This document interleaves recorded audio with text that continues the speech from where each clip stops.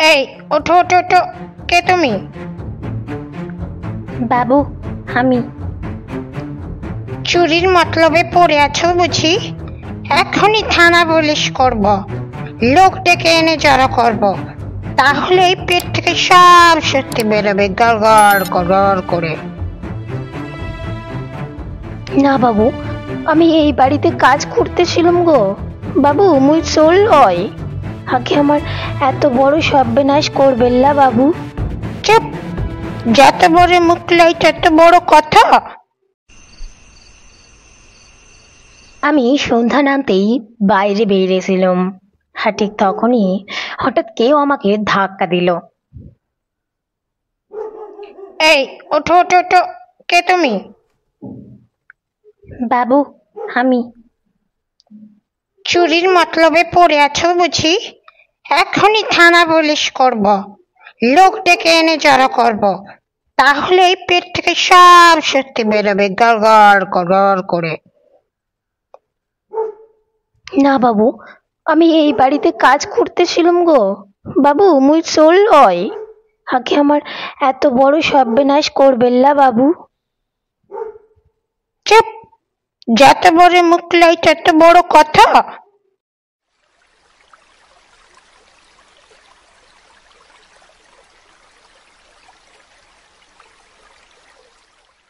আমার নাম উৎসব নাইয়া। সুদূর গ্রাম থেকে দুটো ভাতের স্বাদ মুখে নেবার লাগি আইসি এই স্বার্থপর শহরে। ভাত কোনো খাবার লয় গো আমার কাছে। ভাত মানে হলো আমার জীবনের সুখ। ভাত খেয়ে পেট ভরাবো, এটাই স্বপ্ন। তাই কাজ খুঁজতে চলে আইসি বড় বাড়িতে। এখানে গাদার গাদা ভাত। শুনেছি গায়ে গতরে খাইটলে ভাত খেতে দেয় ওরা। তাই চলে আইলুম শহরের বড় বাড়িতে। ওইখানে কাজের বন্দোবস্ত হইয়াছে। বাসিনী আমার কাজের বন্দোবস্ত কইরে দিয়েছে। সে সম্পর্কে আমার বোন। এসেই আমি ভয় পাইছি, জানো কি? রাস্তায় মানুষ, গাড়ি, ছোট ছোট জটলা, আমি যেন হারিয়ে গেলুম।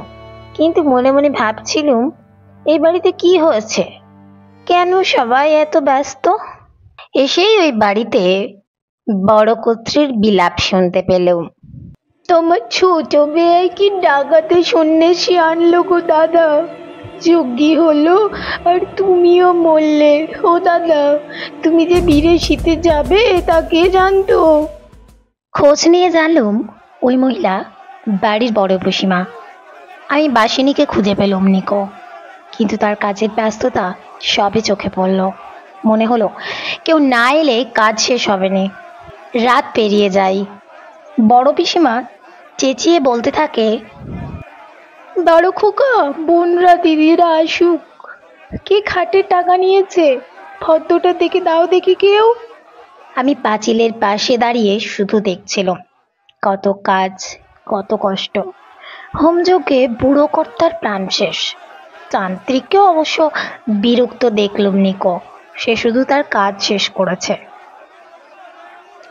মেয়েরা কাঁদছে, আমার মন কেঁদে ওঠে। কিন্তু মনে হলো সব কাজ শেষ না হলে দোষ পড়বে। রাত 1টার পর বুড়ো কর্তা খাটে শুয়ে চলে গেল। পেশাদারি শববাহকরা দৌড়ই, কীর্তন দলও বাধ্য হয়ে দৌড়ই।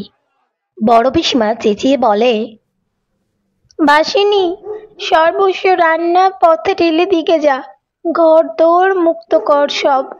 বউরা, তোমরা যাও গো এবার, দাঁড়িয়ে কেন রইলে? হঠাৎ আমার মাথায় একটা মতলব জাগলো। সব ভাত তারা ফেলে দিতে যাবে?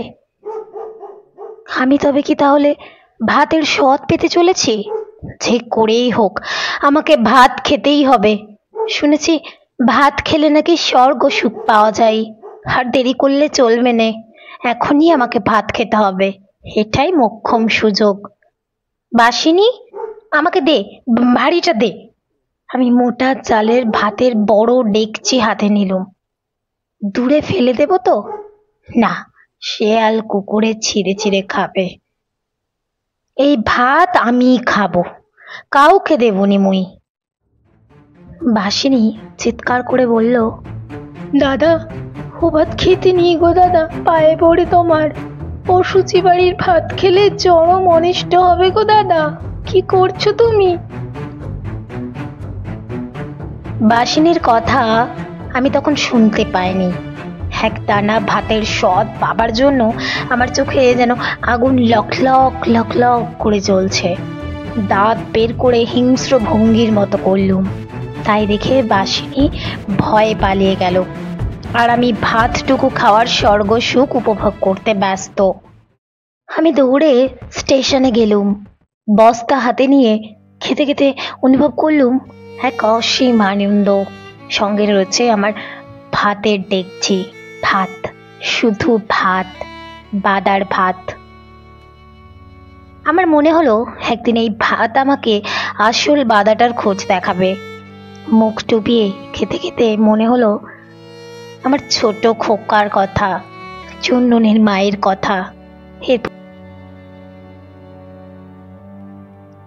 পরের দিন সকালে ঘুম ভাঙেনি, আমি ঘুমের ঘোরে আচ্ছন্ন। বহু বছর পর ভাতের স্বাদ মুখে নেবার পর মরণ ঘুমে আচ্ছন্ন আমি। মাথার কাছে বালিশের মতো ভাতের ডেকচি নিয়ে শুয়েছিলাম। আচমকা লোকজনের চিৎকার চেঁচামেচি চিরে ঘুম ভাঙলো আমার। লোকজন আমাকে ধরে ফেললো ভাত চুরির অপরাধে। আমার কথা তারা কিছুতেই শুনল নিকো। সবাই মিলে আমার দিকে হিংসাত্মক দৃষ্টিতে তাকালো। এরপর শুরু হলো একটার পর একটা চর, কিল, ঘুষি। অবশেষে পুলিশ এসে নিয়ে চললো কারাগারে। জানো, আমি আসল বাধাটার খোঁজ কোনোদিন পাইনি, কিন্তু এখন কারাগারে দিন কাটছে আমার। থেকে থেকে আমার মনে হচ্ছে ভাত, শুধু ভাত, কত আনন্দ, কত তৃপ্তি, আর মানুষ, সমাজ এবং দরিদ্রতা, চরম নিষ্ঠুরতা। আমি যখন ভাত খাচ্ছিলাম তখন মনে হয় যেন পৃথিবীর সমস্ত সুখ সেই ভাতেই লুকিয়ে, কিন্তু সেই আনন্দ ছিল ক্ষণস্থায়ী। আসলে কি জানো তো, দরিদ্রতা আমাদের জীবনের চরম অভিশাপ। না পাবে সম্মান, আর না পাবে ভালোবাসা।